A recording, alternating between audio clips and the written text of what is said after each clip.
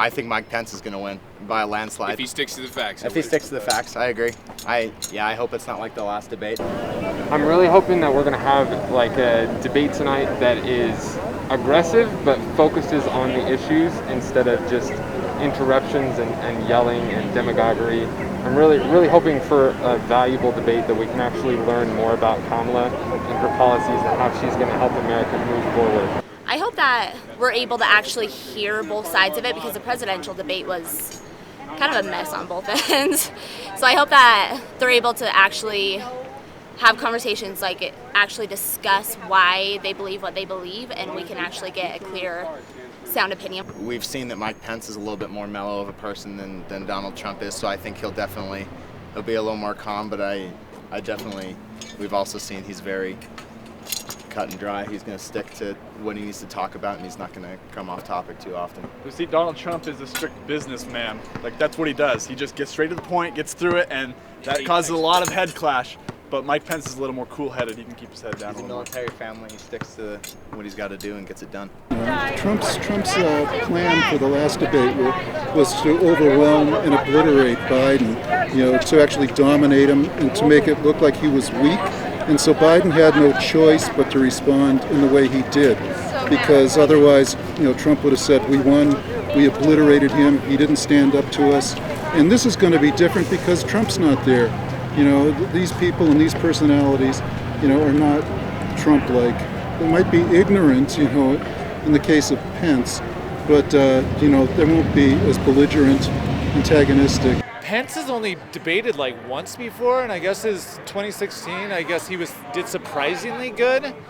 But I mean, if Kamala, all Kamala needs to do is to keep tasking him to defend Trump, and I think he'd get torn apart. Obviously, I'm hoping to hear about the violence and the riots and stuff like that, because that's absolutely ridiculous and there's no reason it should be happening. I hope they talk about all the stuff that is going on in America that needs to be fixed. COVID, Opening back up. Lifting COVID restrictions, keeping Utah's economy going. And it should be a talking point. Donald Trump just announced the medication that they gave him at the Walter Reed Hospital is now open to every American for free that needs it now, since it helped him get better so quick. It should help us. So I feel like that should come up at some point. I hope they speak to racial injustice, climate change, the ongoing COVID-19 pandemic, and how both of them plan to address that if they were elected to office. Trump has an abysmal record on the environment, and Biden's record will be an improvement. And that's my primary concern. I mean, Donald Trump won in 2016 with no track record in politics. In order for him to lose in 2020, he would have to die. Royally screw up. I'm not even kidding. He would have to die. Yeah, I don't think there is a way that they could take it back. I honestly don't. Well, actually, voter fraud. Okay, well, Mail-in vote. that's a possibility. Joe Biden has the most support of any Democratic nominee in Utah since Utah last voted for a Democrat, which was Lyndon B. Johnson in the 1960s. The momentum is on Joe's side. He's a religious, moral candidate, and I think that appeals to lots of Utahns. And so as long as people can focus on the issues and they focus on the kind of people that the candidates are, I think it's a clear choice. So what I think it would take for Utah to swing to the left would be for more of California to keep coming here, because I feel like they really bring their opinions with them and kind of change it here. I think it would be difficult to overcome that lead in a state like Utah, but I feel like with a lot of Biden's value-based campaigning and trying to come to a consensus and really bring people together rather than divide, I think that is something that speaks to a lot of people in Utah. Well, I'm super bummed that we aren't able to go inside and go really be a part of it, because we probably won't have this opportunity again for a really long time.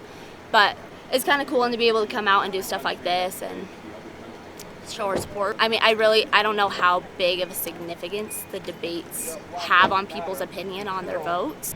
It's chaotic, but everybody actually seems to be pretty respectful, pretty orderly. Overall, it went well, I think. Well, it'll be nice just to have a civilized debate. I think they'll actually address issues, and that's what I think everybody needs to hear.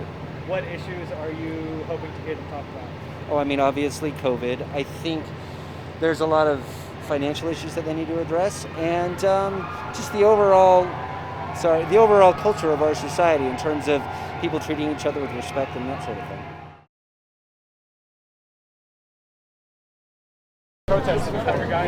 We're protesting the aggression of Azerbaijan backed by Turkey, weaponized by Turkey against independent Republic of Artsakh and mainly land of Armenia. Turkey has been after it since 1915, World War I. The ethnic cleansing never stopped, and they were doing within their borders. Now they're trying to do outside of their borders. And we're protesting. We want U.S. government to get involved.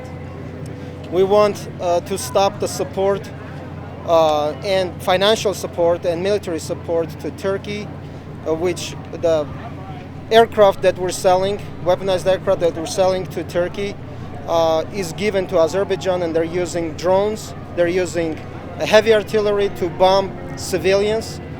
And this is no longer about land, this is no longer about anything, it's just continuation of the ethnic cleansing that they started in 1915. They killed 1.5 million Armenians. And we want that to stop. We never start wars. We don't want wars. We can't even afford wars. We want this stop, we want peace, we want to be left alone, and we want US government to get involved, and we want media to get involved and provide proper coverage of the conflict because it has been overlooked. The war has been going on, full-blown war has been going on for almost 10 days. And rarely you'll see anything on the media. If there is a puppy killed anywhere, it's all over the news. But innocent women and children are being killed and nearly nobody's talking about it. That's what we're here for. The only question I would have, or more of a request than a question, would be when are you going to stop helping Turkey and get involved? We understand America doesn't want to go to war and nobody wants to go to war. But are you willing to denounce Turkey and their actions against Armenia and especially against independent Republic of Artsakh? You cannot be silent. You cannot be head of the government. You cannot be involved in a peace initiatives throughout the world and then pretend that this is not happening. They've been killing us everywhere. They've been killing us in old Armenian lands. They've been killing us in Turkey, in every other place. They, just like Jewish nation, wherever they went, they had to deal with the genocide. Armenians, very similar. We want this to stop. We just want our leaders, we're all citizens, we love United States, and we want our own government to do something about it, rather do nothing about it. Pretend like it's not even happening. Do you have anything to add? Yes, we don't need just concerns because so far we have received concerns but no actions. There are people dying. This is not a fight for a land. This is a massacre towards Armenians, and we are here because we want to raise awareness. We want to spread what is truth because Azeris and the Turks, they keep spreading the false information, and we are here because we have a history, because we have a nation to protect. We are not here to propagate aggression. Armenia is not the aggressor. We are here for the world to see that Azerbaijan is the aggressor. They are not only attacking us on our borders, they are attacking us on social media, they are attacking us everywhere, like my fellow Armenian friend said. So we are here to make the world speak up because there are innocent people dying and the world is staying silent. We need the media to make a good coverage of what's happening and not be so biased and make it equal because Armenia wants peace and Azerbaijan wants massacre. Azerbaijan and Turkey wants genocide, and we are here to show that we are not going to make it happen because we stand together. Armenians came here all over the world, stand united to not make this happen, and we want the US to step in and stop providing with military aid to Azerbaijan and Turkey that are being used against us. We need to raise awareness and stand by the truth.